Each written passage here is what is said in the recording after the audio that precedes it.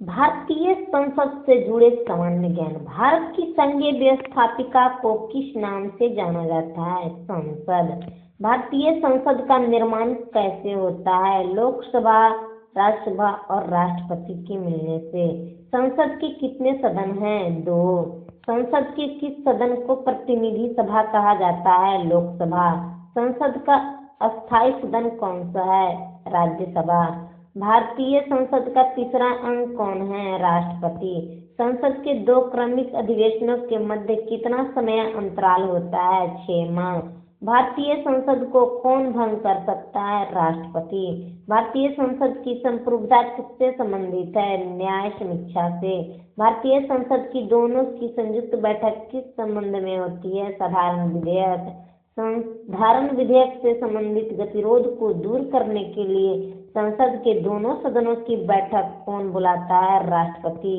स्वतंत्र भारत में अब तक कितनी बार संयुक्त अधिवेशन हो चुके हैं? 4 बार। क्या राष्ट्रपति या उपराष्ट्रपति कभी संयुक्त अधिवेशनों की अध्यक्षता करता है? कभी नहीं। एक वर्ष में कम से कम कितनी बार संसद की बैठक होना आवश्यक है? 2 बार।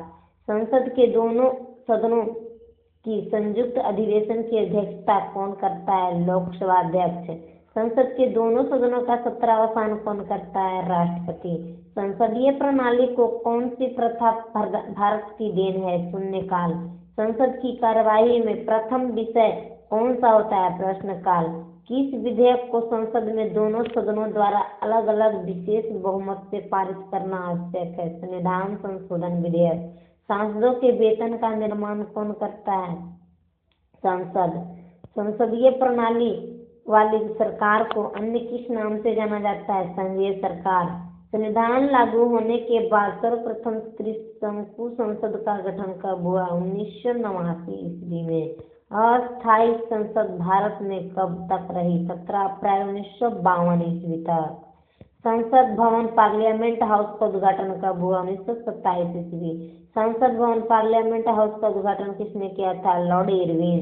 भारत की संचित निधि से धन निर्गमन पर किसका नियंत्रण होता है? संसद का। राज्यसभा और लोकसभा की संयुक्त बैठक कब होती है? लोकसभा और राज्यसभा में मतभेद होने पर। संसद का निम्न सदन कौन सा होता है? लोकसभा। संसद का उच्च सदन कौन सा होता है? राज्यसभा।